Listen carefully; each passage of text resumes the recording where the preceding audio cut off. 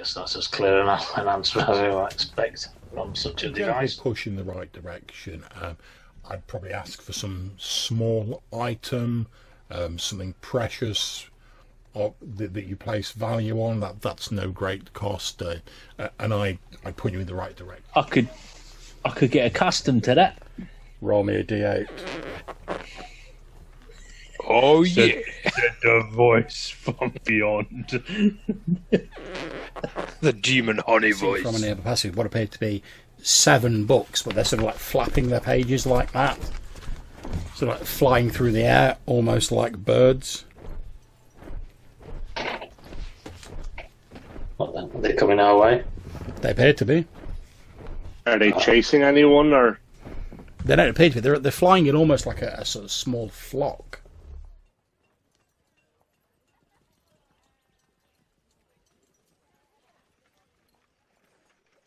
You guys, you're stood on Bridgetown. The door, the Stygian Library, has disappeared behind you. You can see this quite concerned and quite sort of angry-looking Peaker wearing like the livery of Bridgetown. He's sort of holding his hand up after just shouting, and he's heading towards you across the bridge. With an angry-looking Peaker running towards them, Friar Dunstan wisely decides to try and conceal the sword of Gale. so I will kind of hide the sword in my robes and kind of nonchalantly start walking away towards the north gate. Okay, at this point, basically just to see whether you've like tucked the sword away before he's actually seen it, I'm going to ask you to make me a dexterity roll. Is dex a primary attribute for yourself? It is not. Okay, in which case you need to roll a d20. There's no real bonuses to it, but you need to get an 18 or above. Okay, so as you're trying to tuck the sword away, unfortunately due to like the smoke that's still billowing out of it, although the flames have died down and the smoke itself is starting to wisp away, you can see from where his eyes are looking that this Peaker has obviously seen you. I mean, it's a long sword. It's difficult to just like tuck it away, especially like given the confusion of what's going on and how quickly you've had to sort of do it. You can see from his gaze that he's obviously spotted the sword, and like I say, he's waving his hands around. He's having to like, it's quite crowded. It seems to be at midday, judging by the sun.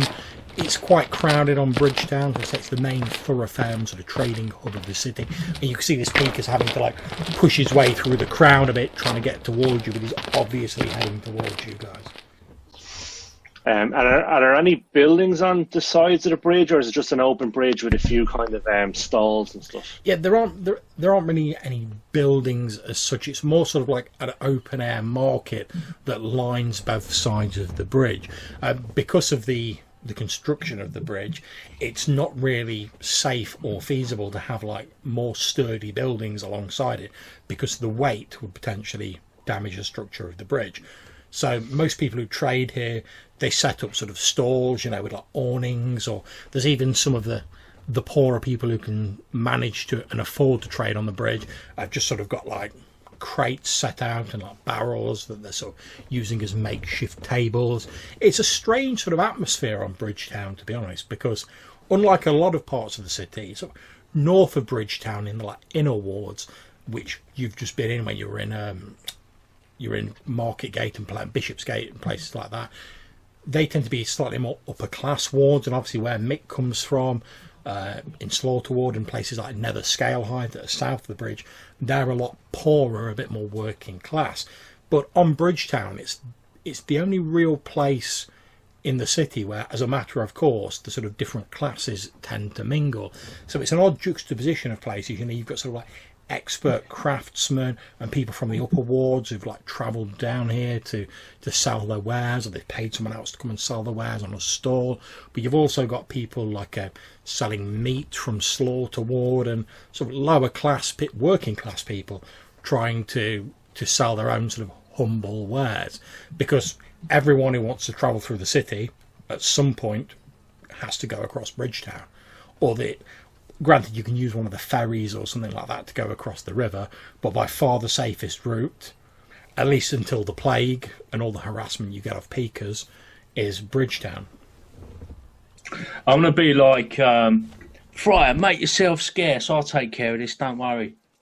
And I'm gonna head towards the Pika, and I'm gonna be like waving my arms, making a bit of a scene, trying to cause a bit of a distraction. Wait, Pika, I've been robbed. Wait, get after him. Look, that fella there, he's took me money. Bleeding, thieving sod. So as you're sort of waving your hands around, the Pika just sort of like, he basically just like pushes you out of the way. You're as far as he's concerned, you're some like scrote wearing a wax jacket who's like, oh, someone's robbed up, and he's thinking probably a few coppers at best off you. Whereas like that guy over there with like the sword that's like bleeding smoke out of it, that seems a bit more important to you at the minute. So he's not trying to hurt you in any way, but he just sort of I tried. Yeah, he just sort of like face palms you out of the way, and he's like, report to the nearest Pika station. I haven't got time for this at the minute. And he's like, as Friar Dunstan ducks into one of the stalls trying to get away from the Pika who's pursuing him, Jackdaw suggests that they meet by the Temple of the Lepers, a small pauper's temple that's easy to pick out amongst the grandeur of Bishopsgate, and as his companions wind their way through the various awnings, he creeps through the crowd towards the advancing Pika. I will like head towards him in the crowd, kind of like pull up my hood and be like, don't mind me as I'm heading towards you. Yeah, but you've got your hood pulled up, you're walking along, you're dressed in a fairly nondescript manner. Mm-hmm. I'm not going to make you make a roll for that. He's got no reason to pay attention to you until you do something. You're just another face in the crowd that he's trying to push through. Yeah, I'm going to try and trip him. Okay, that's absolutely fine. Again, I'm not going to make you make a roll for it, because if you're just like sticking your leg out, he's not really paying attention. He's like, yeah, and then I will try to help him by like putting one of my knees like on his lower back and be like, oh, I'm so sorry, and just like basically like halfway sitting on top of him and just like motioning towards the friar. It's like, make for the exit. Like, yeah, so Friar, you see Jackdaw basically like step out of the crowd, like sticks his leg out. This Pika goes sprawling. He's like, "Oh!" Like falls down onto the ground. Then you can hear like Jackdaw being like, "Oh, I'm terribly sorry," and like puts his knee in the guy's back, and he's like, "What are you doing? Get off me, man!" And he's like, I'm so clumsy. I apologize, sir. Oh no! And then I trip and I fall on top of him. Oh no! And this whole kerfuffle breaks out, and obviously you've seen Jackdaw sort of like waving you to like make yourself scarce, while this Pika's like, "So get off me, you filthy beggar!" So I will hightail it. A kind of relatively fast walk, not quite a jog, but a relatively fast walk in the direction of the north gate towards Bishopsgate.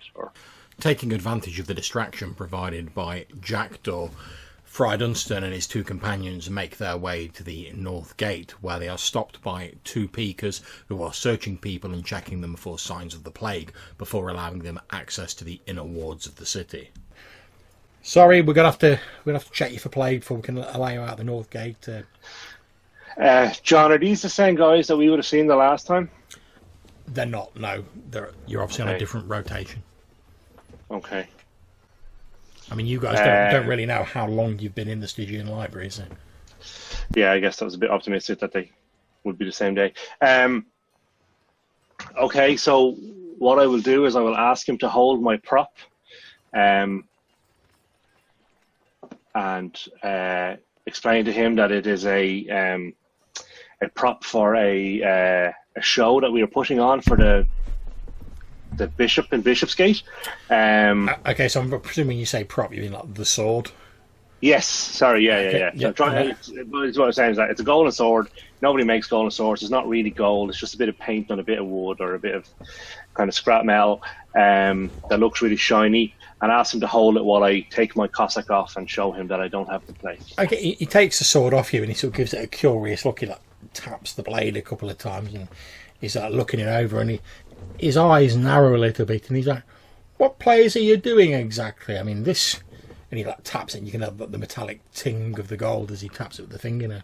I mean, this isn't your normal sort of pasteboard prop or anything like that. And it feels practically real, and he sort of like waves it about a little bit. Yeah, it's just a bit of lead. That's a bit of gold paint on it. We're doing the story of Gale in the Temple of Gale.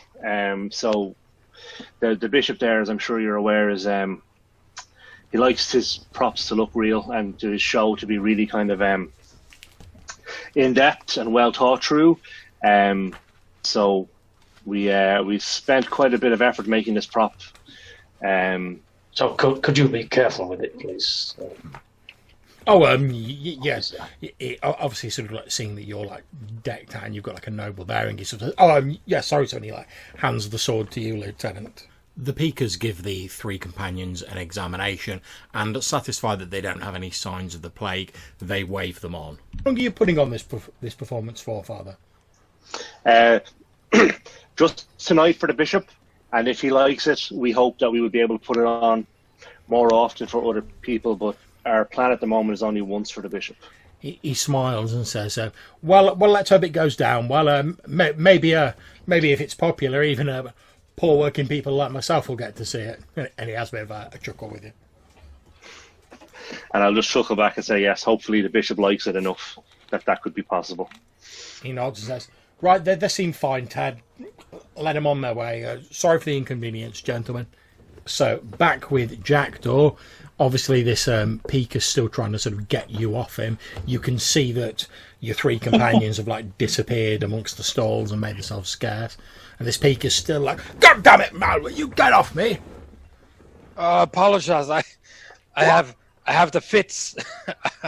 they come upon me unexpectedly. Terribly sorry.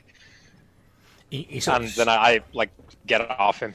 As you get off him, he sort of stands up and he brushes himself down, and you can see him going, trying to look over the heads of the crowd, see if he can spot the friar, but see, he's like well away by now. And after a while, he sort of goes, huh. He turns around as though to say something to you, and then sort of looking at your fairly like bedraggled form, he just like shakes his head and says, well, if you take some advice from me, you'll not go begging in the inner wards. You won't find much spare cash there, particularly nowadays. I'd get yourself back to the outer wards if I were you, and keep your nose clean. As the Peaker storms off, Jackdaw makes his way to the north gate, where he's stopped by the same two guards who halted his companions. They ask to search him and inspect him for signs of the plague. And when you take off your robe, revealing the patchwork of scars and brands that cross your upper torso, there's a couple of raised eyebrows, it's fairly safe to say. And the one of them says, well, what's all this about then? I ain't seen nothing like... Hey, I tell you what, Ted, he says, don't you look just like that body we dragged out of the river the other day? Yeah, now you come to mention it, Frankie does, yeah. Yeah, that had all like scars and whatnot on it. Yeah, mind you, it was in a terrible way after being in the water all that time. It's not like the water's clean and all. There are terrible many of us veterans of the Crusades now working as mudlarks.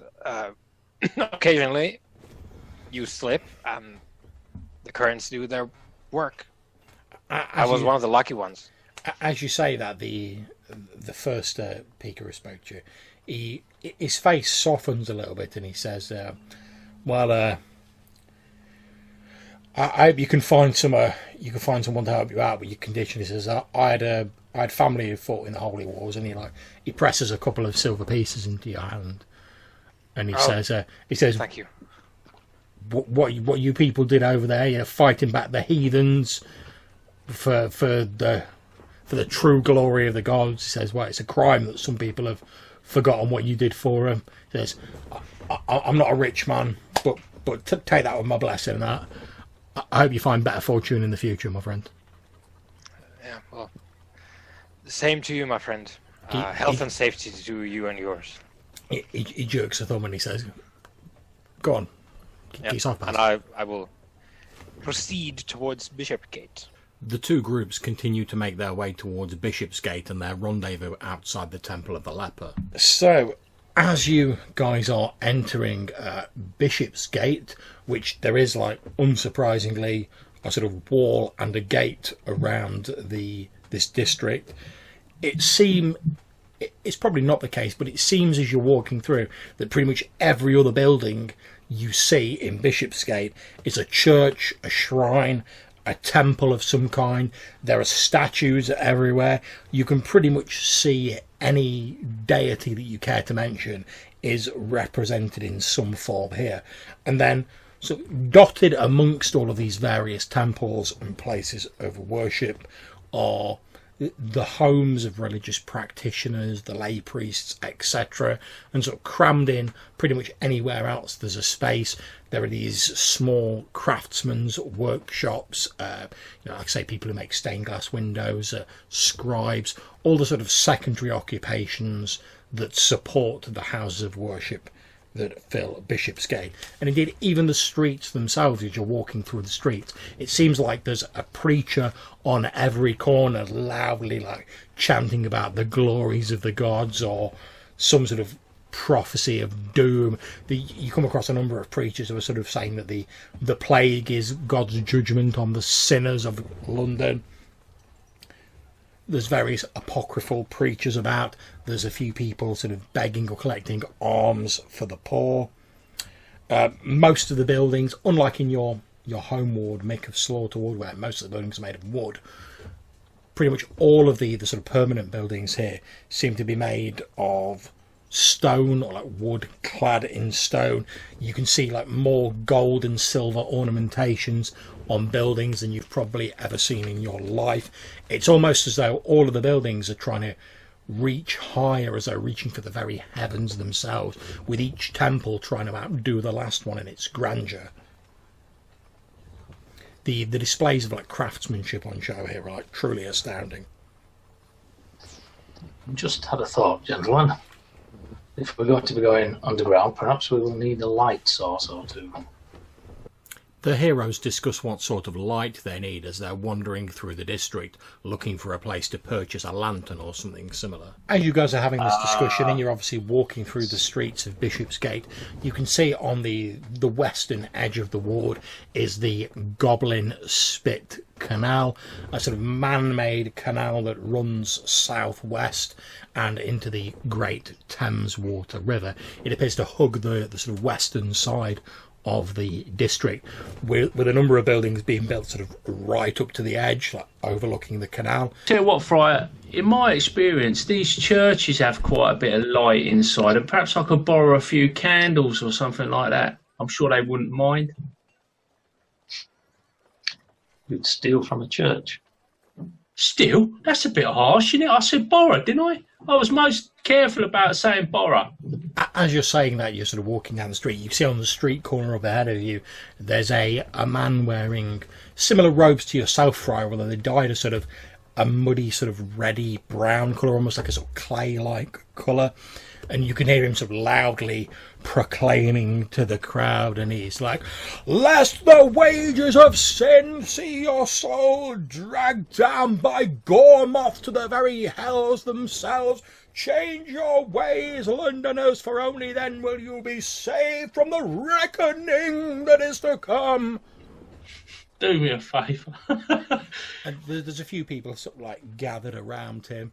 Not a massive crowd, because there's like preachers pretty much everywhere in Bishopsgate, but he appears to be like just sort of like getting into his flow. He's getting quite animated, he's waving his hands around, and he's loudly proclaiming that London is reaping the wages of the sins that have lined its streets, and saying that Mephistopheles, the angel of death that drags all sinners down to the pit, stalks the very streets of this city. If you have any doubt, my friend, you need only look at the people dying in the streets, dying for the sins of us all. Repent and change your ways before it is too late. And he carries on. I'll have what he's having. The heroes continue looking around for somewhere they can buy a light source. However, there only seem to be a few smaller stalls in Bishopsgate, and most of them seem to deal with candles, illuminated manuscripts, things that support the religious-based economy of Bishopsgate. But they continue their search. The shop is just a rack of maces. Bludgeoning weapons. Yeah, this is cleric territory. We got warhammers for days. So, Sure. so you guys locate one of these shops that's selling candles. As you walk in, there's a sort of quite an old-looking woman. She has like sort of wispy grey hair. She has a slight sort of like hunch to her back and appears to wear small round spectacles. You can see the shop has shelves on all the walls, which are full of candles. Most of them are plain. You see there's some slightly more expensive ones where they've been obviously carved into particular shapes, so they've got sort of prayers or psalms sort of like carved down them. And you can see a few lanterns. Most of them are a bit more sort of ornate than your standard adventuring lantern you expect, because they're probably used to like decorate churches for like midnight services and stuff like that. But as you walk in, the old woman looks up as like the bell on the back of the door rings, and she's like, "Yes, who is it?" I will just reply that is I, Father Dunstan, Friar Dunstan even. Please come in, young man. Friar Dunstan purchases half a dozen torches for himself and his companions, and then they begin making their way westward towards the Goblin Spit Canal, which runs in this direction.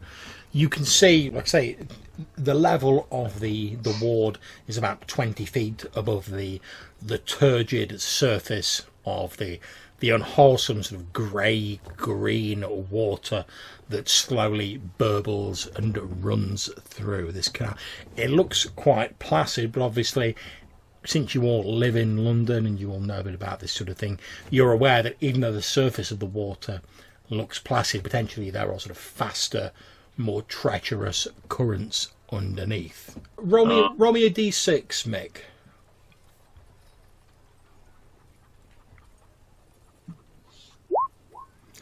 Okay, you don't remember why it's called the Goblin Spit Canal.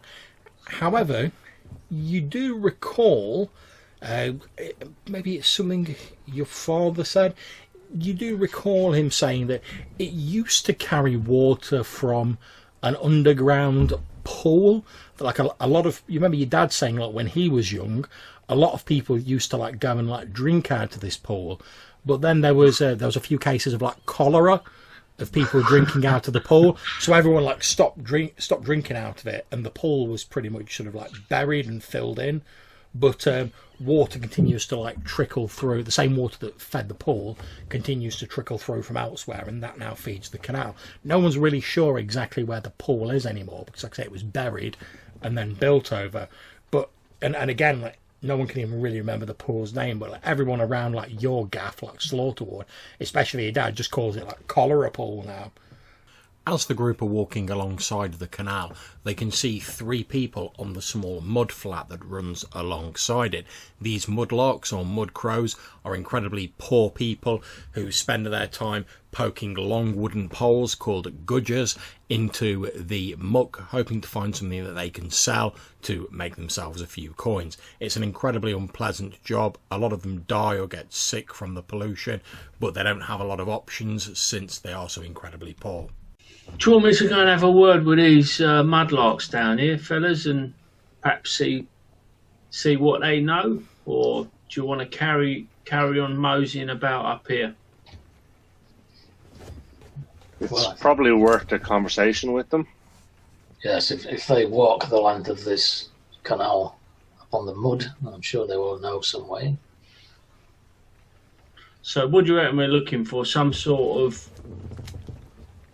opening, or I would expect so, either grilled or just tipping sewage straight into the canal. Mick makes his way down onto the mud flats and begins heading towards one of the mudlarks. Kind of as much of a smile on my face as I can muster under the present circumstance, and kind of be like,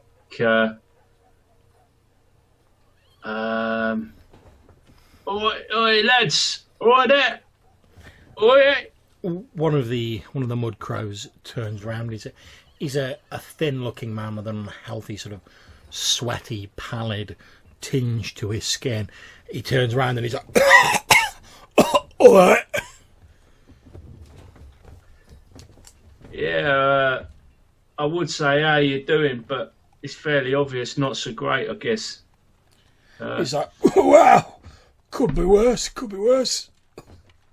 Well, yeah, I guess you could have fell in there and drowned, I guess. That's true. He says, well, I know old three-fingered Timmy, he caught it in the waters last week. Ain't seen I nor hair of him since, but well, they won't get old Gustav quite so easily. No, I bet they won't. No, I bet they won't. Well, let's hope they don't. What can I do for you? Well, I'll tell you what it is, my old mate. I've got this little bit of a job. I've got to keep it a little bit quiet, you know what I mean? But between me, you, and the gatepost, I'm looking for a bit of a way to get underneath the Temple of Gale. And I was just wondering if you boys, being experts, might know of a little route off of the canal, you know, like a little way in. Any thoughts? He fumbles in his rags and he takes out what appears to be a grimy and chipped green bottle. He pulls a cork out of it and takes like a swig of it. Something runs down his stubbly chin. He says, "Well, I dare say I could find you a way in. What's it worth to you, Squire?" Well, I seem to have a few coins here that I might be able to spare. He says, "Well, tell you what," he says, I don't do any business with anyone who don't have a drink with me first. And he holds out this like grimy bottle towards you. It's all right. Found it yesterday. Yeah. Can I sort of do a bit of leisure main on that and fake a swig? Yeah, you're a rogue. I'm not even going to ask you for a roll. That's absolutely fine. You just sort of like you wait. Hold it up to my mouth and then like spit it out behind my hand or something. Yeah, that's absolutely fine. You sort of like you turn away as you're like looking down the river and like he takes it off you and he says, "Nah, how much coin are we talking about? I tell you what, how about that nice ring you're wearing?" You're having a laugh, bruv. I just bought this. I'll tell you what. He says, "Well, if you just bought it, you ain't formed no sentimental attachment to it, have you?" I have. This is my own special design. He says, "Well, you're having a river raft, ain't you? I can see the slaughter ward symbol on it." Yeah, that's my own special design. You ain't from the slaughter ward, are you? Nah. Listen, I've got a couple of gold pieces for you. That's more than bleeding generous. More than you're going to turn up out this dirty ass river. All right, fork the 2 gold shillings over and we'll see what we can do. Go on in. Bloody hell, you'd have this shirt off me back. He takes the 2 gold pieces off you, cross them off your couch sheet. He says, "Well, if you're looking to get below Sanctuary Gale," he says, "can't get you directly below it for a start." He says, "But, well, if you carry on northwards, following the canal up, there's a pair of sewer grates. Now, I'd empty out straight into the canal, and they run under pretty much the whole of the northern part of the ward. Now, I don't know how you get in there. They've got big bloody metal grates on it, but that's your way in if that's what you're after." And you access them off. You get in there off the canal, do you? Yeah, that's right. Like I say, empty direct into the canal. Water flow out of them's pretty slow, but like I say, it's up to you how you get past the metal gate, Squire. I'm just a simple mudlark, mate. So, like, you reckon we could drop a rope down and get in that way, or would we need to be on the water, if that's what you can call it? He says, "Well, if you wanted to get to him," he says, you could just walk along the mud flats up to the north, and you'd be able to see them. But like I say, there's bloody big metal grates in there. Stop thieves using them and all that. Yeah, don't want no thieves poking about in here. That's true enough. He says, "Well, although to be honest, if you're looking to get in on the quiet, like you're lucky because well, most of the gates to the sewers, they got peekers guarding them. Well, there ain't no peekers going to come down here and like slum it in the mud flats with us." Yeah, well, that sounds like not a bad idea, Squire. I thank you for your tip, and hope your cough clears up. Perhaps with that couple of gold coins, you can get yourself down to a herbalist or something. He says, forget that. I'm spending it on drinking women. Well, that ain't a bad idea either. Slaps you on the shoulder with a sort of greasy hand. There's like a little grease smear as he takes his hand off your shoulder. One of many. Anyway, can't stand here jawing with folk like you all day. I got money to earn. And he picks up his stick from where he'd leant it against the wall, and he's like,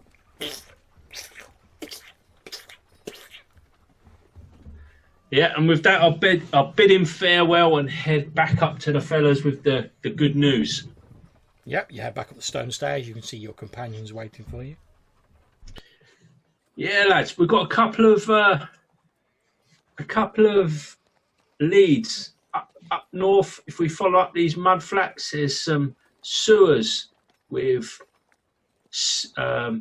barred entrances that seemingly are not guarded by peakers. I think it might be our best option for accessing underneath the area.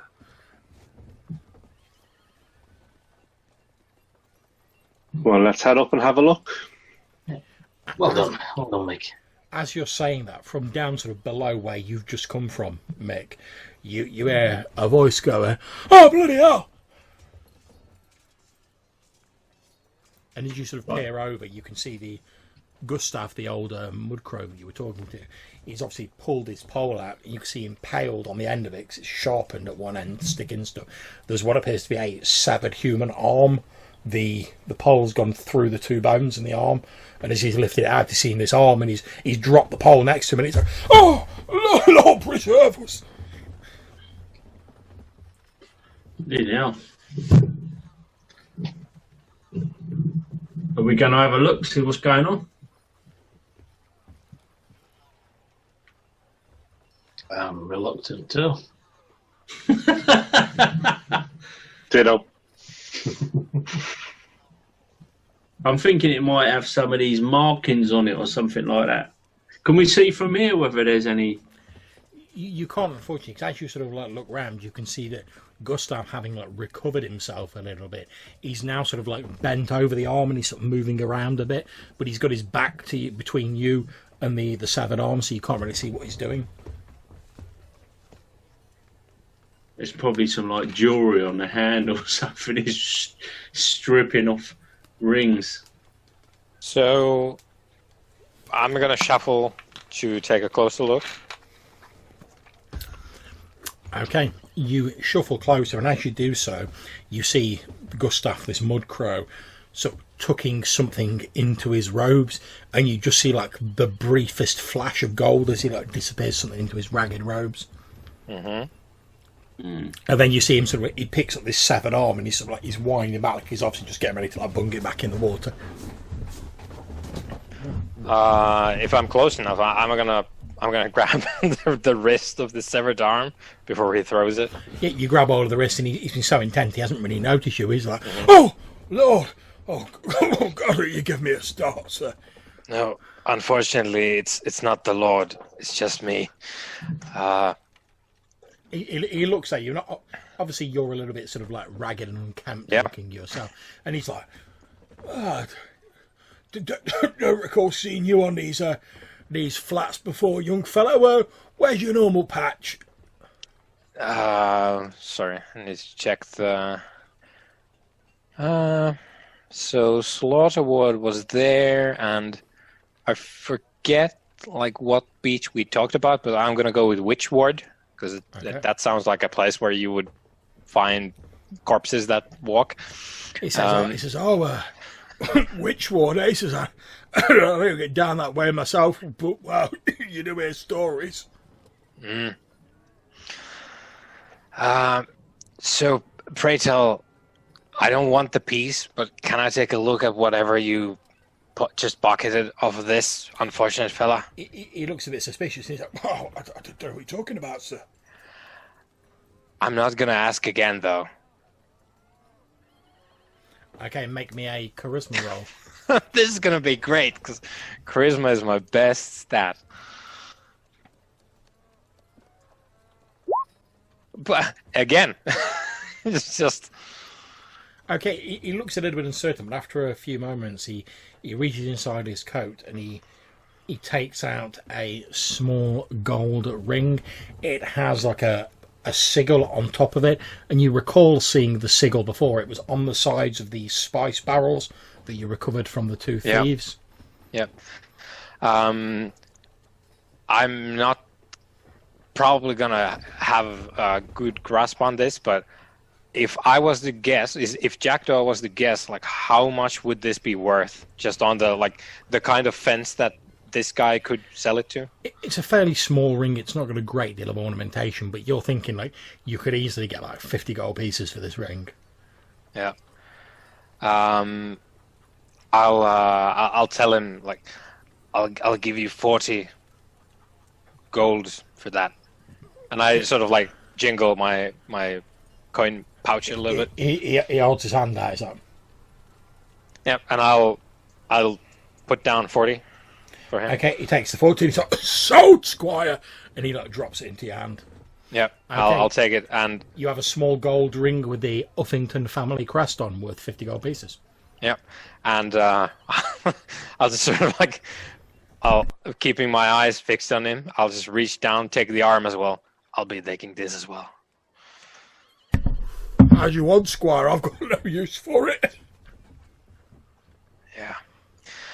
Well, was there more to this guy? And I tapped the severed arm. Where's the rest of him? He says, well, I don't know, squire. I just put my gudger in the mud and I came with this arm in. I was right on the edge near the water, but, well, Yeah, I didn't was feel like hopeful there was maybe there was more to him, but Well, I didn't feel like there was outs attached. It was a full body, so I don't kind of been able to pull it out. yeah. All right then. All the best. Glad we could do business. Oh, anytime, squire. Yeah, don't spend it all on one place now. He says, oh, don't you worry. This will keep a roof over my head for many a week. Sounds very sensible. Good luck to you. And I will return to Le Groupe with... He nods and Gustav puts his like pole over his shoulder, walks up the steps after you, nods at you again, nods at you, Mick, and then he walks off down the street, heading, you think, possibly towards Bridgetown. He's like whistling a bit of a tune, which occasionally breaks off into like... And obviously he's like planning to go and spend his money in whatever dubious fashion he sees fit. Yeah, he better spend that on housing and food. Oh yeah, definitely. Yeah, of course he will. Jackdaw shows the ring to Lieutenant Uffington and asks if he recognises it. A ring of this value would not be given to servant. Would there be some other kind of identification mark, maybe scratched on the inside? Oh, shall have a look and... Okay, roll me another d6.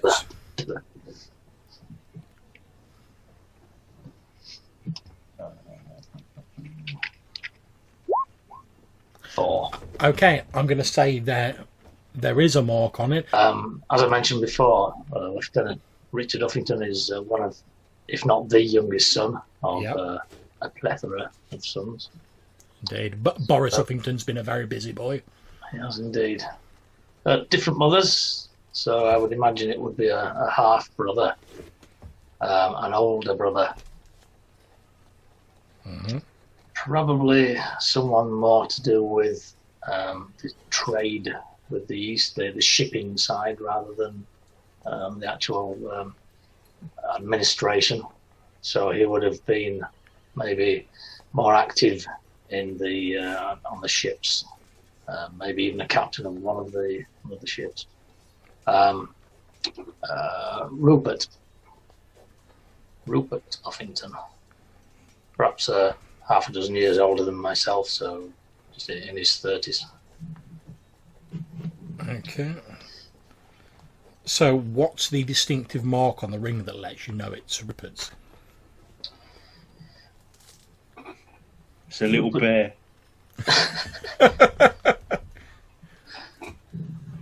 with some kind of yellow check trousers. a check motif. Okay, check motif. We'll go with that. Yeah. Okay, yeah. So as you look at this sort of like immaculately inscribed check motif on the inside of the ring, you realise it belongs to your older half brother, Rupert Uffington. You wouldn't have been able to tell that from the arm because, like I say, it's in such a bad condition. However, you do note that where the sort of arm ends, because it's just the forearm, there's signs that there's been some severe trauma. It almost sort of like looks as though the arm has like a large sort of like bite mark where it ends. It's like a ragged sort of bite mark. The lieutenant explains to his companions about the ring's patterning and who he believes the owner to be. My condolences, but that's a nasty... Something's got hold of his arm there. I don't like the look of that. I think you will find that it's going to be someone, not something. Isn't it like gnawed off? Looks like it's been gnawed at. Okay, if they're human teeth marks or if they're animal teeth marks, or if it looks like it was like something troll size or something. Make me a wisdom roll. Is wisdom one of your primaries? Yes. Then it's difficulty 15. You can add your level to it. Okay. Okay. Exactly what you need.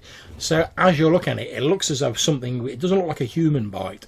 It looks as though something with like large, sharp teeth has like bit in the arm. But the teeth must have been like almost the size of daggers based on like how they've chomped through the bone and the raggedness of the wound. So it must have been something incredibly large, but it looks more sort of like animal-like than human. Okay. So I'll explain then that it's definitely some sort of big animal has taken a bite off. The group discuss numerous possibilities of how Rupert's ring and potentially his arm might have ended up in the sewers, with Lieutenant Uffington saying that he might even have to pay a visit back home to ask some questions, even though he doesn't relish the thought of doing so. I don't suppose there's any way of identifying this arm as definitely Rupert's. Not as far as you can see. It looks as though it's been in the water for a while, and given the polluted nature of the water, it's obviously like severely discoloured the flesh, and sort of the bits of the skin are sort of sloughing off the bone. Yeah. Richard offers to recoup any money that Jackdaw might have spent acquiring the ring from the mudlark, but Jackdaw politely refuses, saying that they should find an entrance into the sewers quickly. Well, the old boy said it's just up the way, up these mud flats, but I ain't so sure now with his arm turning up. This could be a bit tasty. You up? You're still up for it, are you? Let us go now while there's still some light. Yes, and if a horse-sized arm-eating beast appears, let us leave. Okay, we'll leave and you stab it. No, I will leave. Oh, I will exit the sewers. The group begins heading northwards along the mud flats, looking to the entrance to the sewers that Gustav told them about. As you guys are hurrying up the flats to the north, heading towards where, in the direction that Gustav said these sewer grates lie, a light dusting of snow begins to fall from the cloudy sky. The group locate the two entrances to the sewer that has sewerage flowing out into the turgid waters of the Goblin Spit Canal. Each of the vents or entrances has large metal bars that look fairly secure, preventing any entrance. They observe them for a bit and realise that the bottom of the bars, currently submerged, may be a little less secure than those that are out of the water. Can I get my crowbar in there, John, and give it a bit of a... Get it in down the bottom and give it a bit of a pry and see if there's any movement or any slack in there. So, as you all sort of like press down on the end of this crowbar, following Big Mick's direction, you all heave, and after a few moments, there is a loud "kung," and one of the bars breaks away, and you see a bit more light shine through the grate. After a little bit of discussion about whether they should prise the other bars out, the group decide just to squeeze through the gap they have made, and Friar Dunstan takes the first step into the foul-smelling sewers. Okay, so each of those squares is 5 feet. You can move up to 30 feet, so 6 squares. So you squeeze through the gap that you've made, Friar. Are you lighting one of your torches or anything similar? Because obviously you can see there's daylight filtering in through the sort of bars that you've broken, but it only extends a certain distance into the complex, and everything beyond it is shrouded in darkness. Yeah, so I light a torch. The group make their way into the sewers, cautiously exploring via the light of the torches, trying not to get themselves turned around or lost in the foul-smelling darkness of the sewers beneath Bishopsgate. As they continue to explore, they hear what appear to be footsteps in the distance getting closer, and grumbling voices. I don't know why I have to come down here anyway. Why do we always get the shit jobs?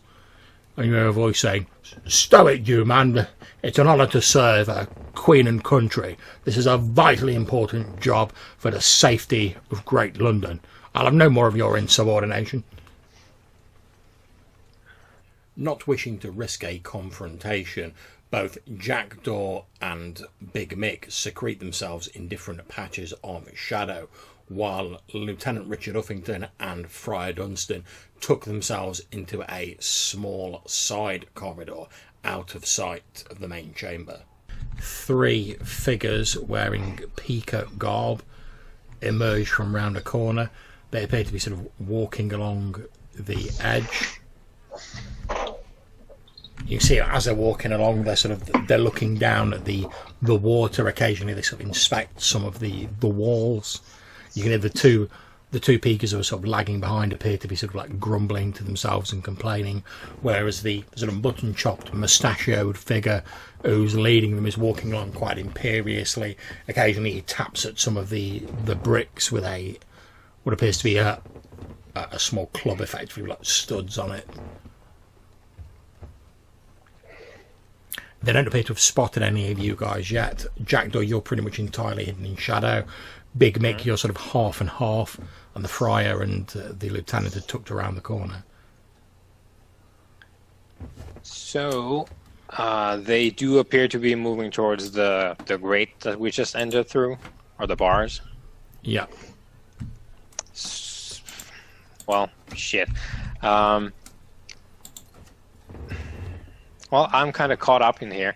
So what I will do is, like, do my best effort to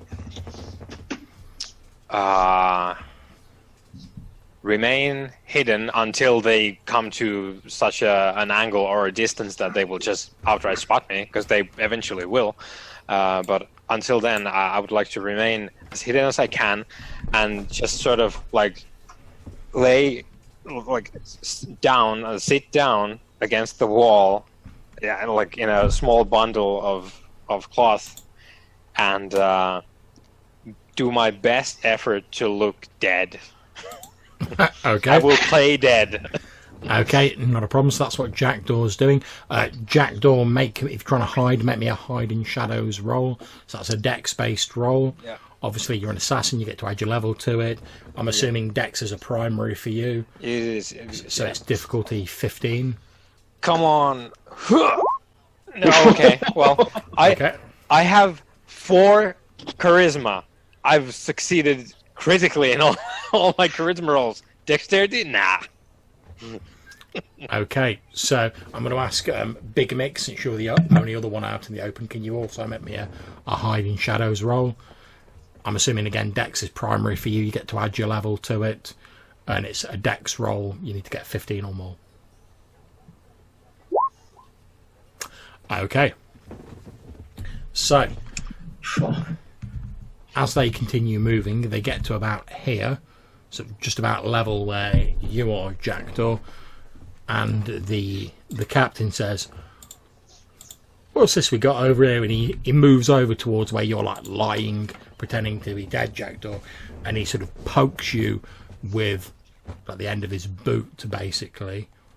If he's going for any like midsection or the arms, I will just like flop over, like turn to one side. Yeah, he pokes you with a foot, and he says, "Oh, it looks like we've got another one of those mudlarks getting in here. Looks like the fumes have gotten the better of him." And he sort of like he pokes you again with his boot. Obviously, you don't react. Yeah, I no reaction, no muscle reaction. Whilst they're distracted, John, can I try and scoot round into that side passage whilst they're doing that? Yep, you certainly can. Obviously, you've already failed your hide in shadows roll, but obviously you don't know that. But yeah, move yourself to where you want to go.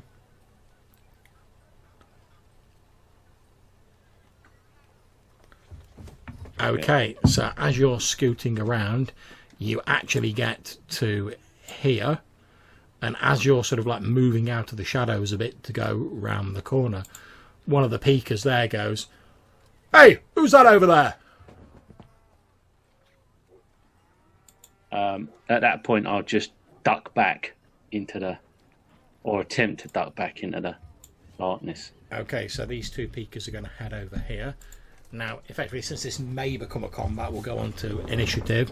So it's Jackdaw first.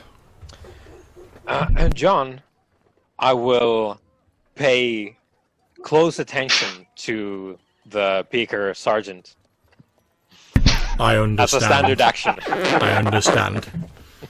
Okay, so Friar Dunstan, they don't appear, the two peekers sort of running across the mouth of the corridor that you and the lieutenant are in, don't really seem to have spotted you. Luckily, because they're in the daylight that's coming through the gap, they don't appear to have seen your lantern, and they seem quite focused on the figure they've seen skulking around in the shadows as the two of them are like running across Keystone Cop style. What do you want to do? So what I want to do is I want to move up here and then move in here so that my torch stops generating light. Done. Okay, and then I kind of want to wait there and see kind of listen for what happens, because I suspect that there's going to be combat relatively shortly. So I'll be readying my sword. That's absolutely fine. Okay, Big Mick, you've ducked back into the shadows, but these two peekers appear to have spotted you, and they're sort of running towards you across the walkway. You can hear their feet pounding along the stone walkway towards you as one of them's like, "Who's out there or there?" Alright, lads, how you doing? Oh dear, oh dear. Well, you must excuse me, I've had a bit of a skinful, me old boyos. Okay. Fancy a drink? As you stagger out, so you stagger out saying that. Yeah. Okay. Yeah, So, Lieutenant, you've obviously heard Big Mick sort of going, "Alright, lads, I've had a bit of a skinful," and staggering out of the shadows, obviously pretending to effect the fact that he's drunk. You can see there's a patch of shadow between you and where Big Mick and these peekers are, because the friar's ducked around the corner. So you're not really in any danger of being seen at the moment. And obviously their focus is on Mick. So what do you want to do? I shall ready my sword, ready for when things kick off. Okay. As they undoubtedly will. Absolutely fine. So as we get to the NPCs, these two guards move over to where you're standing, Mick, and they sort of stood in front of you, and one of them was like, "What the hell do you think you're doing down here? How'd you get in here anyway?" Well, I just come through the old great down there. The missus turfed me out. She said I was a pisshead. I don't know what she's talking about. I only had a couple of drinks every breakfast, lunch, dinner, and then a nightcap. It's not exactly heavy drinking, is it? One of them's like, "Come on then, straight line, walk up and down here." Let's be seeing it. And he sort of Straight gestures line. on the walkway. How's that? Straight as a die, look. Way. The second peaker's like shouts over to their side. He's like, Sarge, got a drunkard over here. Says he came in by the grates. What do you want us to do with him? Well, I've got more important things to worry about. That there's a dead body over there. Just throw him in the canal and have done with him. Dead body? What? What do you mean a dead body? Whoa. The two peakers are like, that's none of your concern, and they're basically going to reach out to him and try to grab you by the arms, like one on each arm. Yeah, and I'm gonna try and like pile them into the canal as well. Like I'm gonna sort of stagger when they go to get me. I'll try and catch them off guard and like take them into the water with me. So are you going to let them like carry you over to the grate? Yeah, to the yeah. Okay, so I'll move you all over to the grate. So these two peakers sort of grab you by the arms, you let them do so, and they like frog march you over to the grate. Then they do that thing where they start to like pulling you back. They're obviously getting ready to like swing you out into the canal. Yeah. So what's your plan, Mick? I'll just, however they've grabbed hold of me, probably like if you're saying one's going for my legs and one's going for my arms, I'll be kind of a bit floppy and that, but at the last minute, whichever one I can, like the one that's at my arm's end, I'll try and drag him in with me. I'll suddenly grab him at the last minute. Okay, so your plan, if I'm correct, obviously feel free to correct me if I'm wrong, your plan is to like let them throw you in the river, but you're going to try and like, grab hold of one of them and take him with you, is that correct? Yeah. Okay, that's fine. So that'll be a strength roll, because you're going to try and grab him and like pull him along. So make a strength roll. If strength's one of your primary stats, it'll be difficulty 15. If it's not, it'll be a difficulty 18. Okay, so you try and grab hold of one of these peakers. Unfortunately, they've got such a grip on you, and because you're a bit slippery, having been in and out of this water, you're not able to grab purchase on them, and they sling you out into the waters of the canal. A few moments later, there is a loud sploosh as Big Mick is thrown bodily out into the canal, and you like disappear under this like rancid smelling sewer water. Nice. Okay, so Jackdaw.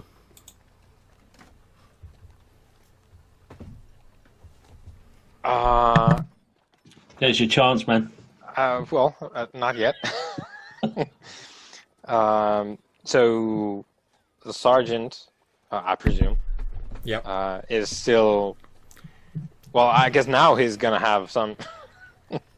He stopped poking you, and he's basically sort of like patting you down as though he's like, "Oh, there's a dead body down here. May as well see if it's got any valuables on it." Yeah. So it's probably gonna be like steak knife. This is like he knife. He does pull like a few knives out, and he's like, "What the fuck is going on here?" Yeah. As he's like, knife. Yeah. So he's like, fucking hell, lads, I think he's robbed a fucking cutlery store. yeah, it's like kitchen thief. Yeah, I will closely observe him, catalog my inventory.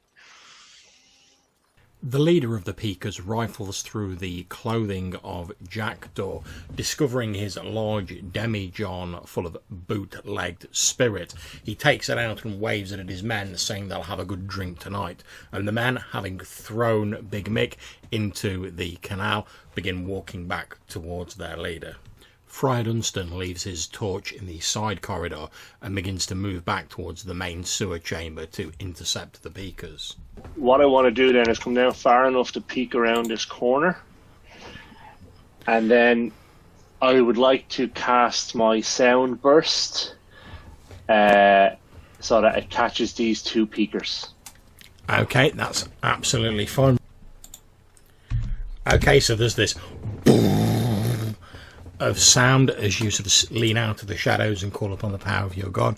The two peakers collapse to the floor against the grates they're behind, stunned for a moment. The sergeant, who's been rifling through Jackdaw's corpse. Obviously hears the sound, and he sort of stands up looking around, hefting this club, and you can see him, he's like obviously peering at the shadows, trying to work out what's going on. Okay, so with the rest of my movement then, I'd just like to move back into the dark. That's absolutely fine. Okay, Big Mick, you're under the water. You've got your eyes shut and you're like holding your breath. The water almost feels thick and semi-gelatinous. It's incredibly unpleasant, and you've got a slight sort of like burning sensation in your skin as you're basically sort of like underwater in what's pretty much raw sewage. Yeah, I'm going to try and get myself out of this situation forthwith. That is absolutely fine. You break the surface of the water, you're like as you come up, and you look towards the grates expecting to see these two peakers like bearing down on you, and as you look at the grates you can see him sort of lying on the floor, apparently unconscious on the other side of these grates. Perfect. I'll head over in that direction at the earliest opportunity. Yep, you can move yourself normally. Okay.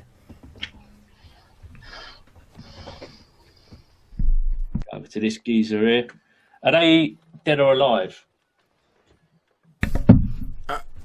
That I'll just move you next to him so you're not on top of the same token. Okay. They're sort of groaning feebly and they're like moving a bit like. They look like they're stunned rather than dead. I'm just going to start beating on one with my crowbar, fucking curb stomping, fucking bastard. Get. Okay. Roll me a d6. I'm as pissed off as I'm going to get. Okay. Now, is it the one above you or the one below you you're wailing on? The one, whichever one's closest to my size. Okay, so it's the one above you. Okay, you lay about him fairly savagely with this crowbar. He's taken a severe beating, which combined with the damage he's taken from the friar's spell, he's not dead, but he's at the stage where, like, if the wind was too strong, that'd probably be him done. He's like covered in bruises. He's got lacerations from the end of your crowbar. You can see there's bruises on one side of his face where he's smashed into the grate and like slid down it. He's literally like. Can I start stripping him of his clobber? You will be able to on your next round. Yep. Yep. Cool. Okay, so Lieutenant. Okay, not wanting to get left out. I will try and go for the other guy. I know roughly where he is by listening, but I can't see him yet. Yeah, so bless you. Okay, so feel free to move yourself. It's all gone dark.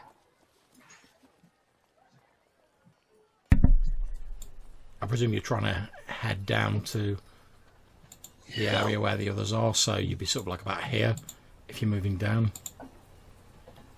Oh, they're all the way over there, right? Yeah.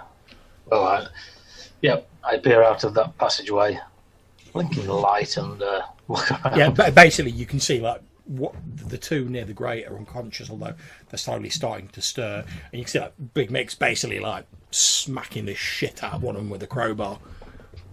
He's like, "Throw me in the fucking river, would you?" Giving him a few kicks. Yeah, he's properly putting the boot in. The one sort of like to the north of him that he's beating on with the crowbar looks almost dead. The one to the south of him is slowly starting to stir and slowly starting to like recover. But he looks dazed. He's like slowly trying to like raise himself up, but you can see he's not recovered fully yet. But it's not going to be long. You've probably got just a few moments for the one to the south of Big Mick is like back on his feet in some form.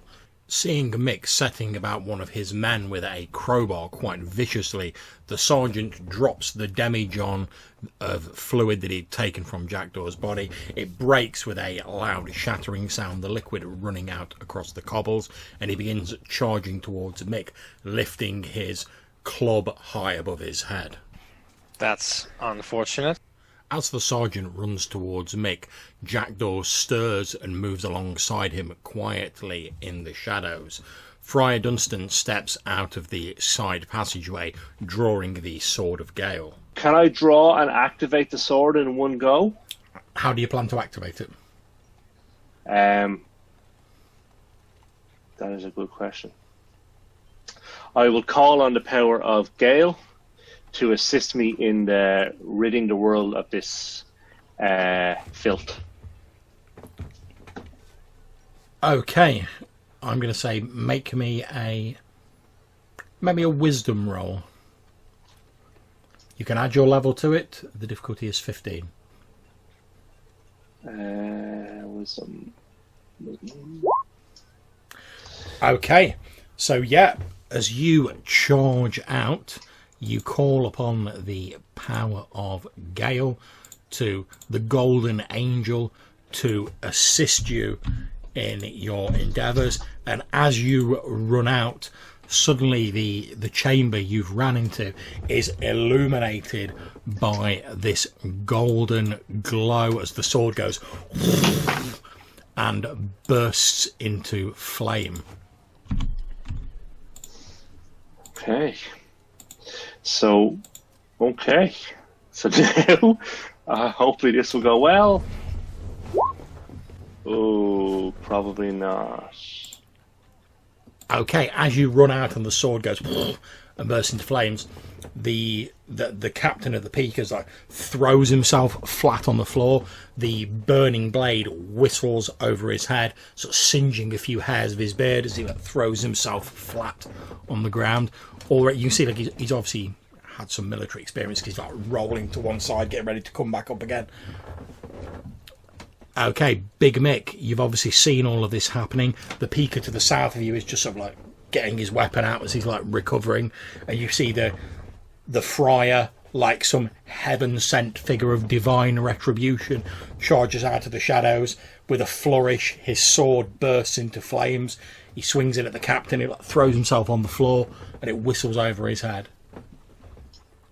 I'm going to turn my attention then to this guy who's staggering to his feet and set about him with the crowbar.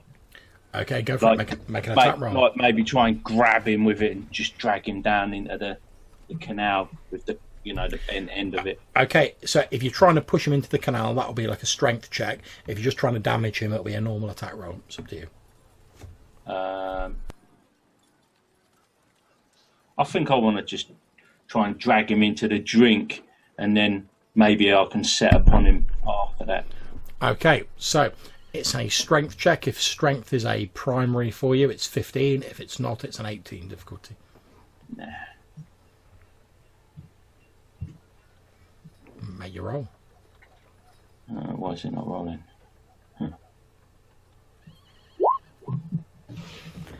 Okay, you swing the crowbar at him, and he manages to bring his weapon up, and like I say, this spear that had fallen on the floor, and sort of turn your crowbar aside. He's obviously not up to full strength. You can see he's wobbling a bit as he's sort of going like that, trying to bring his spear around, getting ready to face you. But before he has a chance to do that, it's Lieutenant Uffington. You're all lit in this sort of golden yellow radiance emanating from the flaming sword of the friar. I just take a few steps, hold the point of my blade towards the captain and say, "Yield, sir." Okay, let me just make a morale check for him, given everything that's going on.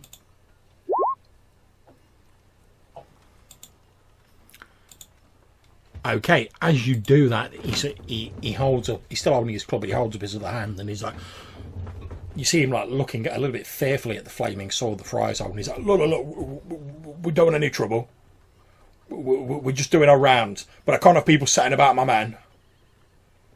He's like, look at him, and he gestures with his mace at the bloody sort of pulped figure of his man who's lying on the floor near Big Mick, and he's like, we can't just have people setting about Peakers like that.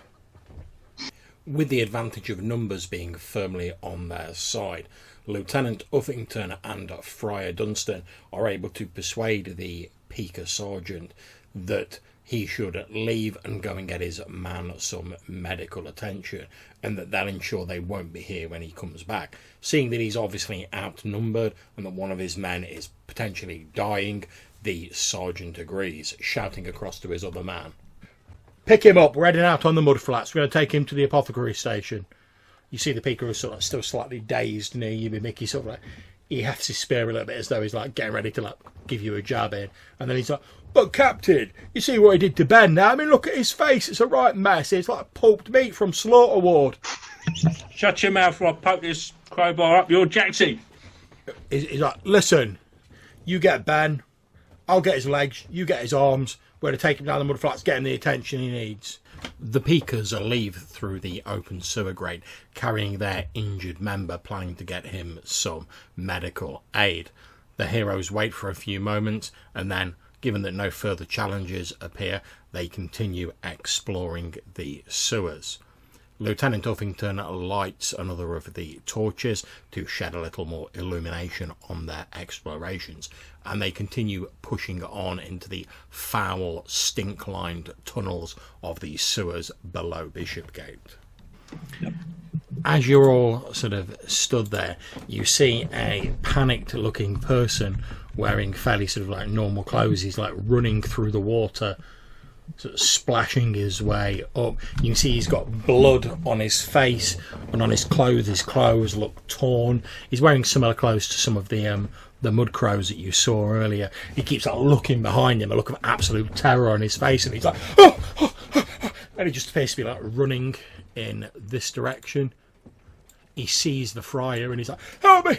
So somebody help me! And he keeps like almost falling over and sort of stumbling in the water and picking himself up and running. Okay. What's the problem, my son? He sort of screeches to a halt and almost collapses in the water. And he's like, there's something back there. Tried to take a bite out of me. What was it? He's like, I don't know. I was just having a look around. I found a part of the wall had collapsed. There's some sort of cave beyond it, and I was just wading through the waters, seeing what was down there. And then there was this splashing amongst the water. I felt someone try and like grab hold of my leg, and I dropped my torch in the water. It went out. Everything was dark. I couldn't see anything. I just ran for it. Then I saw your light. Friar Dunstan is able to persuade the bedraggled and scared sewer worker to show him and his companions where this cave is that he spoke of in his frantic ramblings. Oh, the tunnel carries on that way down south, and there's a big bloody pool of sewage down there. I was just having a look around that, see how bad the leak was, and well, as I was wading in the shallows, I felt something move against my leg. The sewer worker leads the group southwards into the naturally occurring caverns. Eventually they move into a much larger cave, and in it the sewer water runoff has formed a large, still, stagnant pool with flies lazily buzzing around it. The surface of the water is still and placid. Okay.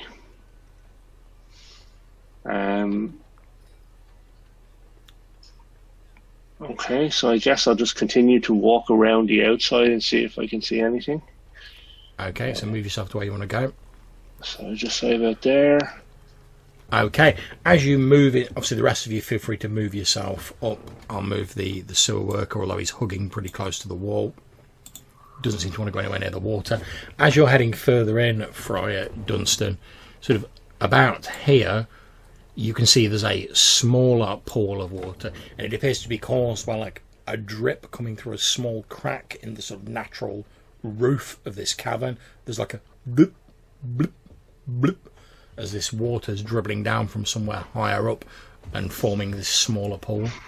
The group continue to explore the large cavern, giving the huge pool of stagnant water as wide a berth as they are physically able. So you are taken by surprise, Friar Dunstan, when the water near you erupts and what appears to be a large, scaly reptilian creature bursts out of the water as a crocodile-like creature. It literally launches itself out of the water towards you, its large toothed mouth open wide. And I'm going to do it an attack roll. Okay, look at, as though warned perhaps by divine intervention, who knows, just as you're sort of like getting a bit nearer the water, you think you hear something a bit further back in the cave, and you've just stepped back to sort of like see what it is, when this thing erupts from the water. If you'd have been stood where you were a few moments ago, its jaws would have just gone and closed on you, but they close a couple of inches away from your face. You can feel the hot, fetid breath of this creature. Okay, so I will call upon the Golden Angel once again to assist me rid the world of this filth. That is absolutely fine. Your sword bursts into flames. I'm not going to bother changing the light, but cool. The room is cast in this golden radiance as this flames ignite on the sword of Gale. And then I will use the sword to swing at this creature, and that is a 22. And That'll definitely hit. For 11 points of damage. Okay, you deliver a vicious swipe that almost severs the head of this creature. However, incredibly, even with its head sort of hanging on by a thread, it appears to drive it almost into like a bloodlust or a fury. And you can see its tail still lashing around, but you can see like blood's just like pumping out of its neck, where you've obviously severed one of its major arteries. Okay. Okay. So in its frenzy, it's going to launch another attack on yourself. Okay, that will hit. So let's see how much damage that does. Okay, you take 4 hit points of damage as this creature bites into your thigh. Okay, ouch.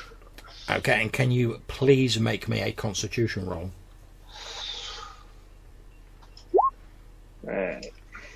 Okay, so you take, from the filth encrusted infected bite of this creature, you take an additional 4 hit points of damage. Ouch. What? It's just occurred to me. What happened to the bone club? You've still got it. Yeah, you never gave it back, so it's with you, I presume. Yep. Okay. Do you borrow this? Yeah. Yeah, I guess. Yeah. I'll hoist it out from under my coat where I've got it stashed in. No problems. And I'll be like, "Oh, get off him, you bugger!" And I'll be like wailing on it with me. So you hit it with the bone club. However, the club just seems to like sort of graze off the armoured plating on the back of it and doesn't appear to cause it any appreciable damage. Okay, Jackdaw.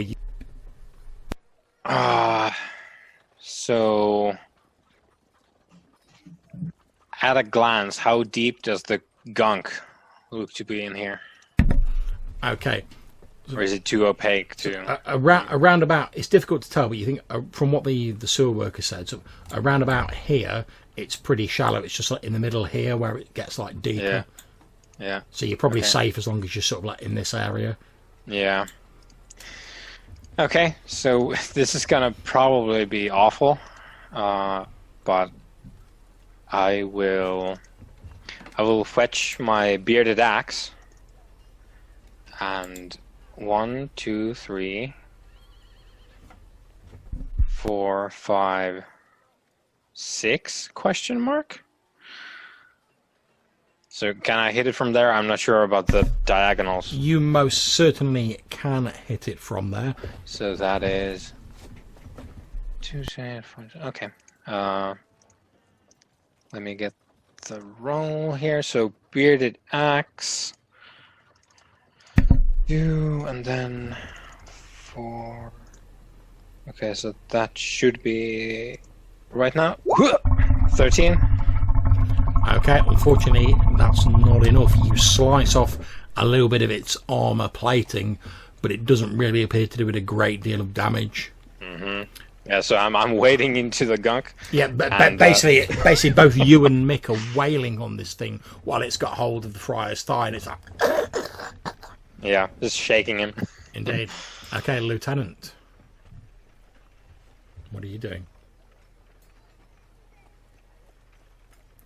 I will just be moving up closer. So 6, 1, 2, 3, 4, 5, 6 to there.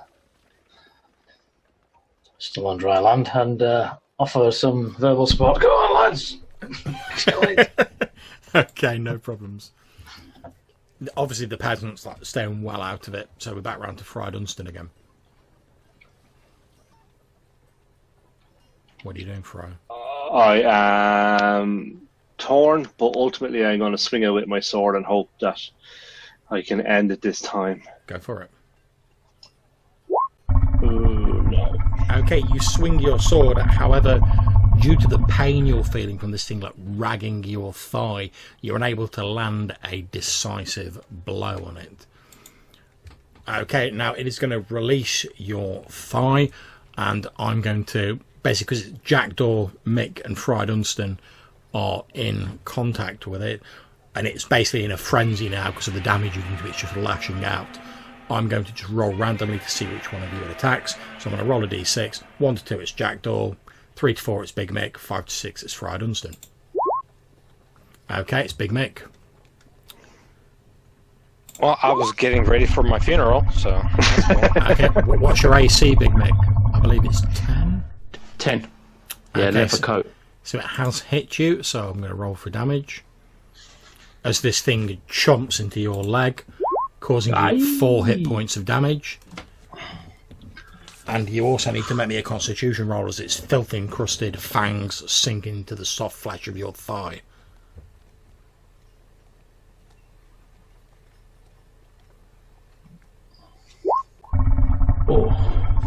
Okay, so you take from its infected bite, you take an additional 1 point of damage.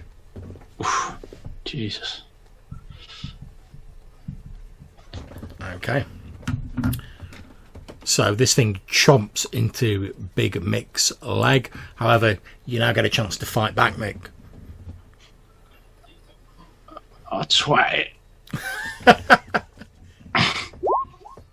Oh. Okay, as you go like Or that not. to swing at it, that's when it thuds into your leg, sort of throwing you backwards a bit. Oh, man. Okay, Jackdaw, this thing's got Big Mick by his big leg. Let's see if I can put the big hurt on it. I have the bearded axe for another go. Come on. This is going to be a repeat of the mind flayer thing, isn't it? Just me missing forever. 14. Just one short. Inching closer. Okay, you swing your axe and you actually sever a few of the thing's scales, but in its frenzy, it doesn't really appear to have slowed it down a great deal. Yeah, it's as just me ragging chopping Mick. like a big tree. It's just like some of the bark is flying away, but nah. Pretty much. Okay, Lieutenant. Okay. Torch in one hand, sword in the other. He steps off into the muck Boom. and strikes out Go for it. against the beast. Right, let's give this a go. Oh, first time. Sword.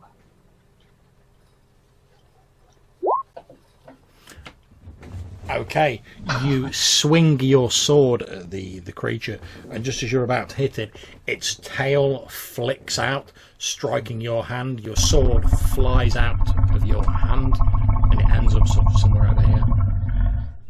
You hear it like ting into the wall as this tail just goes and strikes your hand.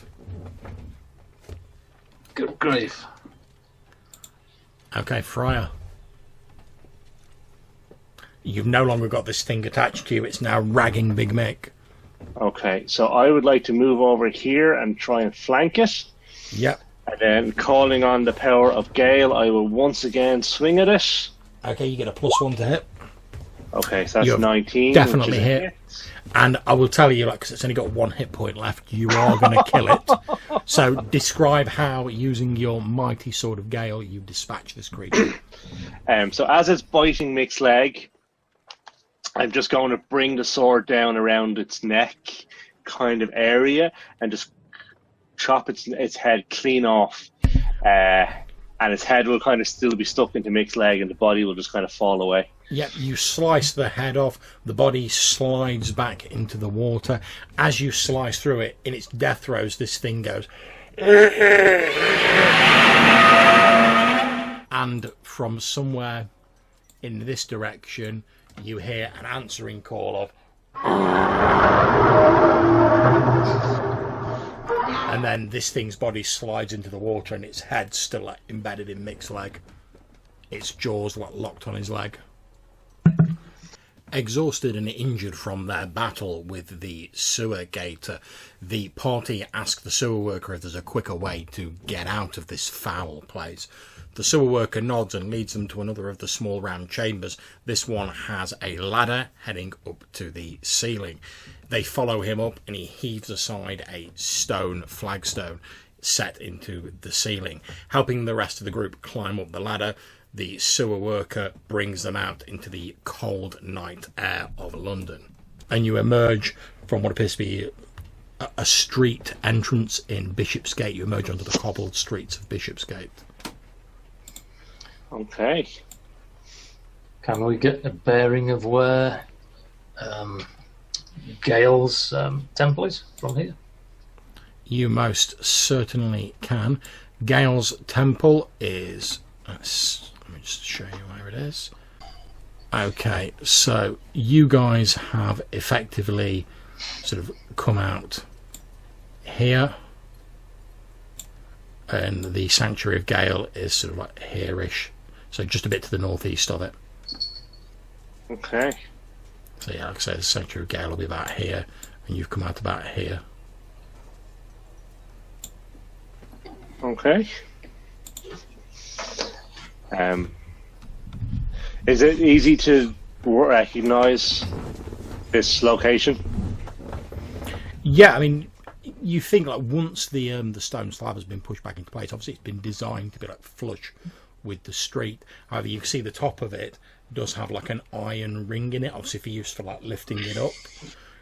You think it'd be difficult to see on a casual like inspection, but obviously like looking around at the buildings either side of it, and now you know where it is, you don't think you'll have much trouble finding your way back to it. Okay.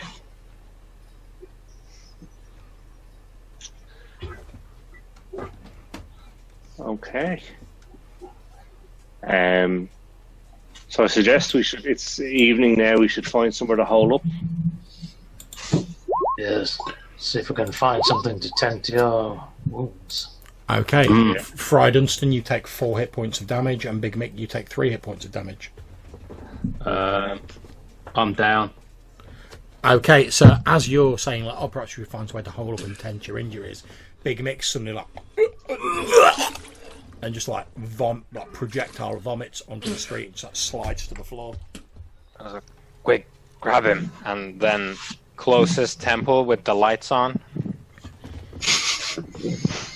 Okay, that's absolutely fine.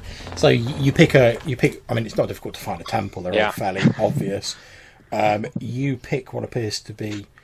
It's strange. It's a wooden building, but like the outside of it's all carved, so it like the building looks. It's obviously not, but it looks like it's been almost made out of like natural trees. I mean, it is a wooden building, but the exterior has been carved to resemble almost like a small copse of trees. Just like a weird cabin. Yeah, pretty much. It's as though someone went, oh, I really wanted to plant a forest, but all I've got is this wooden building, so I'm going to carve the outside to look like trees. Would Friar Dunstan recognise this as something?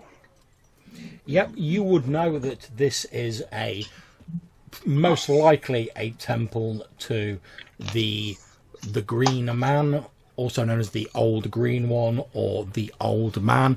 It's one of the few holdovers from the sort of like the pre-Goman era. Most of the old sort of like pagan religions were sort of like wiped out when like the worship of like the true gods came in. However, the sort of Green Man was sort of like folded into the incoming religions and became sort of like a symbol of like fertility and nature. So the worship of like the Green Man, although not widespread, does still exist, although it's a sort of cleaned up version for the sort of modern world. Okay, and would we know these as being predominantly healers or being strong healers? They do have a reputation as being healers. Obviously, they're all about nature and natural herbs and the produce you can take in from the wilderness. One of their big things is that they don't believe in eating animals or flesh. They only eat like grains and like natural foods and stuff they can like grow themselves. Okay, so I guess assuming the lieutenant is helping Big Mick, I will knock on the door and ask for sanctuary and aid for my friend and myself ultimately.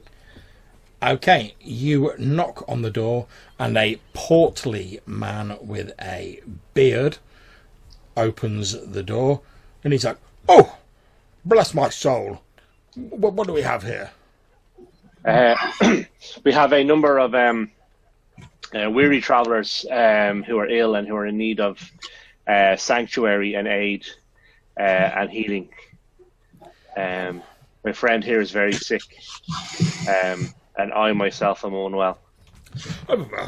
Please, come in, and he gestures for you to head inside. As you sort of led into this building, assuming you all go in, you see inside it's strange. It's almost like a combination of a church and like a garden centre. There's like the pews and there's the altar there, but dotted amongst them are like potted plants, trees, basically any plants that they can sort of grow inside. You can see like a couple of like fruit trees. There's window boxes with herbs and stuff like that in. Chicory in the corner. Yeah, there's a bit of chicory in the corner. You can see that there's a number of people wearing sort of like brown robes, with, sort of tending to the plants and stuff like that. He gestures for you to follow him in, and you sort of led into like the main thoroughfare of the temple. He has a look at Big Mick and he says, "Oh, I'm afraid your friend's suffering from the filth fever." He says, "Oh, it's a terrible thing. You can tell by the green of his skin. He says it's a dangerous infection." He says, "Is there anything that can be done?" He says, "Well, luckily you got him to us as quickly as you did. We should be able to treat him, but he's not going to be going anywhere for at least a day or two." I myself am also infected. He says, "Well, you'll also need to rest up." He gestures to a young woman wearing a similar brown robe, and he's like, Martha, have my chambers set up for these two gentlemen." And the young woman nods and says, "Oh, please come with me." And you're taken to their sort of side room. There's a very simple sort of bedroll in there, basically a straw mattress. They seem to have a very Spartan lifestyle, and there's like a small bookcase in here, nothing remarkable, mostly like books on like herbs and like plants and stuff like that. And he gestures for both yourself and Mick to be like laid down on this like large pile of straw, and he says, quickly bring as many of the curative herbs you can. Filth fever. At which point Martha says, "Oh, yeah, yes, of course, Father Dinham, of course." And they head out and they start getting herbs. Now, over the course of the next 24 hours, they will minister to Big Mick, which will bring him up to 0 hit points. Obviously, since 24 hours has passed, the rest of you can all regain 1 hit point. Friar, since you're still conscious, you will be cured of the disease and you'll regain a hit point. Okay. Now, obviously, after 24 hours, so you start to recover. Mick, you're still feeling quite wobbly though. You can't really do anything strenuous, but you're conscious and able to talk a bit. You know, these people are like sort of waving smelling salts on your nose, getting you to like drink broths and stuff like that. You still feel like you're having trouble like keeping these broths down. This young, fairly like plain looking woman's like holding this wooden bowl up. She said, just take small sips. You'll be all right. No, not too quickly now. You'll make yourself ill. And she's sort of like gently like feeding you this broth out of this wooden bowl. The rest of you three, obviously, Fry, you're still feeling a bit wobbly, but nowhere near as bad as Mick's feeling. Obviously, Lieutenant and Jackdaw, you're still fine. But you can see Mick starts to sort of like slowly and groggily sort of like wake up. What do you say when you first open your eyes, painfully and blearily, Mick? I think I'll probably maybe have a bit of a wake up in a fever at some point and be, oh, get off me, and thrash about a bit, just reliving my crocodile incident.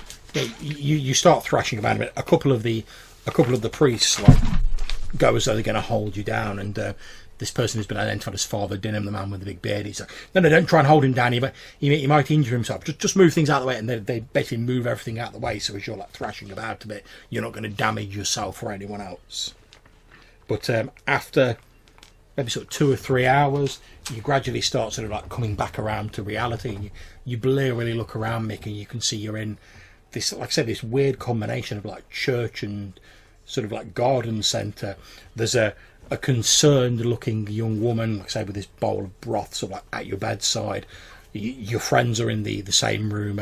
The friar looks a bit wobbly, but he's stood up now. The lieutenant and Jackdaw are there, and there's this man wearing these brown robes with this sort of large, sort of Brian Blessed, like bushy beard. I'll just drink, just take her advice, sip at the broth gently, and be like looking around, sort of thing. Yeah, it's basically a watery sort of like vegetable soup, but it tastes very herby. It's almost like someone had mixed like pesto with like water. That's I'll just flavour. make the most of it. It's like a bit like being on holiday, sort of thing. I'll make the most of it. Milk it a bit, milk it. Okay, no problems. So you spend another 24 hours there. You will regain a hit point, including yourself, Mick. You're now at the point where you can like move and you can do like normal activities, but obviously you're still feeling a little bit tender. Mm-hmm. But the Father Dinham, the figure with the big bushy beard, he's like, well, I think he's over the worst of it. He'll probably be weak for a day or so, but he seems to be recovering well. Looks like he turns to you, Fry, and says, it looks like your friend has both you and your friends have strong constitutions, but it's lucky you caught it when you did. Filth fever. I've seen filth fever do terrible things to people if it's left to run rampant. We were lucky to end up at your door. Lucky indeed. He says, I've seen the mudlarks. It's them who mostly get infected with it, working down by the canal, and while you can lose your eyesight or even limbs, or it can even kill you if it's allowed to go on for long enough. It's a terrible thing, terrible debilitating disease. You are lucky you found us. Is there anything we can do to repay you for this service? It's repayments not necessary. Those of us who follow the Green Man, and he makes a sort of strange sign like that with his hand. But believe it's our duty to tend to all of nature's creatures, including ourselves. Okay. And thank you once again. He pauses for a few moments, then he says, "There is one small, and I'm not laying any obligation on you. Like I say, I would have helped you out anyway. It is our way. I don't really know. I don't really know how to put this. In words, I offer helpfully. Perhaps it's easiest if I show you." And he says, he looks at Mick and he says, "You stay here and rest." And he says, "If the rest of you will please come with me." He leads you. Follow him out. He leads you out into the main church, and he looks back at the young woman and says, "Martha, I'm going to take these gentlemen down to the cellar to show them what we've got down there." And you notice a little sort of look of trepidation come across her face when he says that, and he heads over to a wooden door. You see him take like a large ring of metal keys off his belt, unlocks this like big sort of metal lock on the door, opens the door, and you see like a small flight of wooden stairs sort of spiraling down beyond it. He takes a lantern off a nearby table and starts heading down the stairs and says, "Please, come with me." Rats in the basement. So I'll go first. I will also have healed myself over the course of the 24 hours. That's fine. Roll to see how many hit points you've got back. Yeah. Okay. So I'll ask him as I'm going down, is there anything down here to be worried about? Should we have our sword out? He says, "No, it's quite safe. We've contained it. He says, not much further. We found a couple of nights ago. We found a strange-looking fellow out on the streets. At first, we thought he was ill, and we tried to bring him back here to minister to him, as is our way. But when we got him back here, I don't know what it is that's afflicting him. You'll see. And he gets to another door at the bottom of the stairs. Again, takes out a different key and unlocks it. And you can see a dark chamber beyond. As he moves in, holding his lantern up in front of him, you can see at the far end is what appears to be two metal rings set into the far wall. And there's like chains with manacles. And then there's a figure with its arms in the manacles, wearing like ragged sort of clothing and sort of hanging there with its arms chained to the wall. Right, this is Okay. right. He says, Does it look something like Jackdaw? You can't really tell because it's covered in these ragged robes. He holds the lantern towards you, Friar, and he says, "Unfortunately, we've had to sedate the poor fellow. He was getting quite violent and out of control, but he's quite safe now. Take the lantern and you'll see what I mean."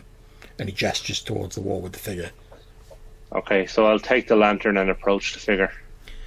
Okay, as you head over to this figure, you shine the lantern sort of leaning down under the hood of the ragged robes, and as you look at it, you see this figure has like two small horns on its forehead, and the whole sort of like face of it has a sort of half human, like half animal look to it.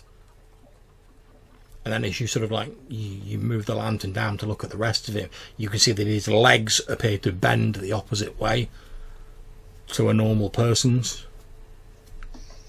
Okay. Is this a creature that I would recognise from my studies?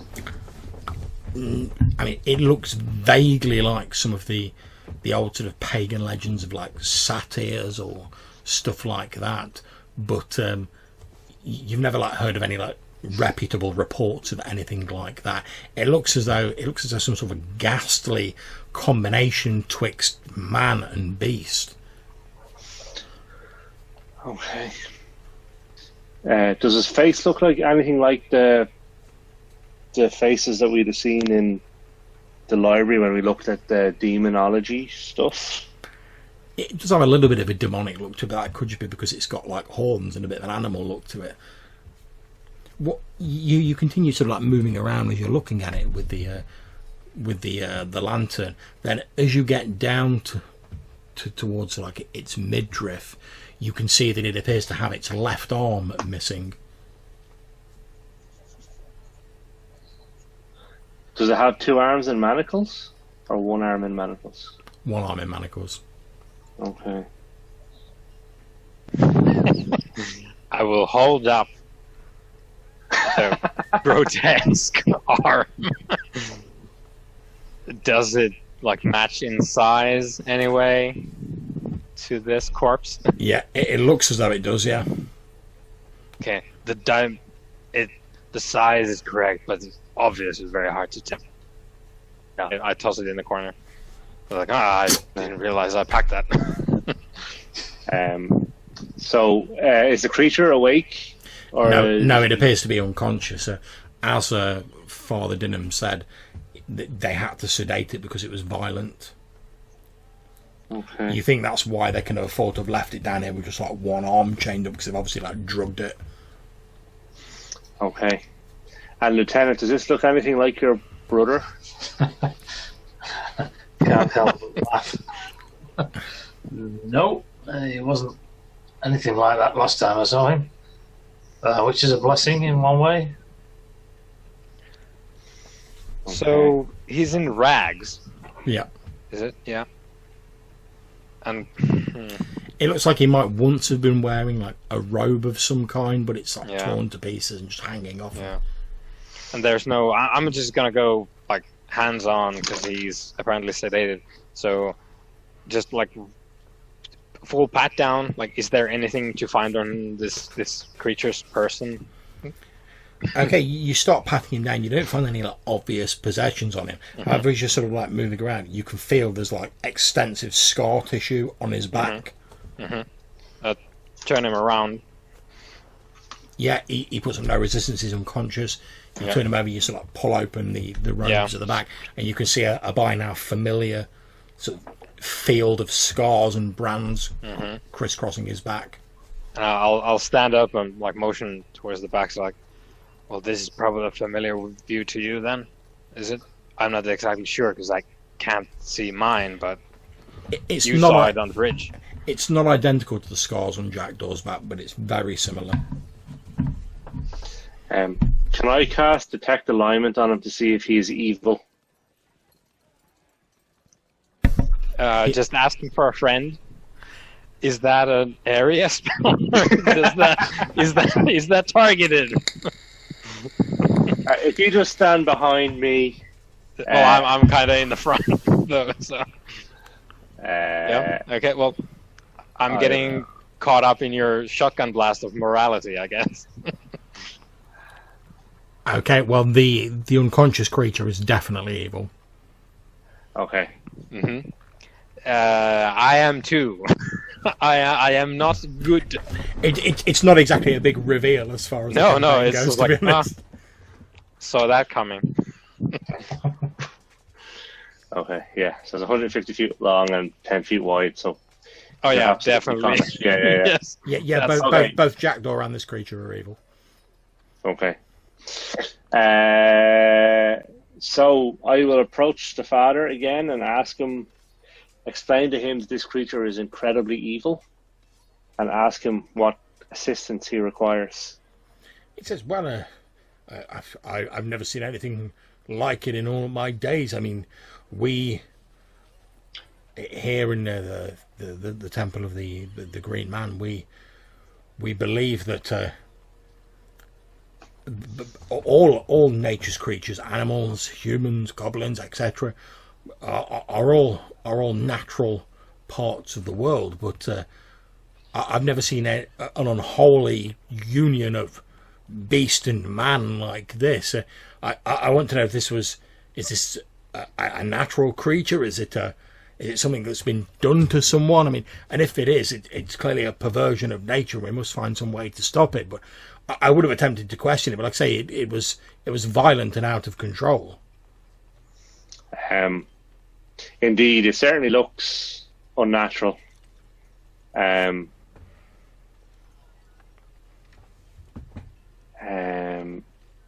Okay. It says, Can I also cast Detect Magic on it? There is a lingering sense of transmutation or magic about it. Okay. So I'll explain that to the father, that it looks like somebody has used a very dark magic to transform this creature. We were lucky we came across it. Really, it was trying to snatch one of our parishioners into the shadows. Luckily, a number of us were there, and we were able to subdue the creature and sedate it. And then, obviously, we didn't want to cause any undue trouble, so we brought it back here and secured it, and we've given it more herbs to keep it docile. This is an abomination, and it must be killed. I quite agree, but first of all, we've got to find out where it came from. I mean, if someone's doing this to people, they've got to be stopped. I wish to speak to it. And indeed, as you say that, from the direction of the creature, where it's sort of like curled up against the wall, still with one arm in the manacle, you hear this voice go, "Richard." And that is where we're going to end the session for this evening. Awesome. Thank you very much for playing, guys. I hope you enjoyed the session. Yeah, man. Obviously, Yeah, that was cool. obviously I'll work out XP and the like during over the course of the rest of the weekend, and I'll post those details to you and let you know what's going on with that. Obviously, you can also get the XP bonus by doing like a character journal as normal. But for now, to anyone who's watching this, thank you very much for watching it. I hope you'll join us in the next episode. Thank you very much again to my wonderful players, and hopefully we will see you all soon. We're going to end the stream now. Take care, guys. Thanks, guys.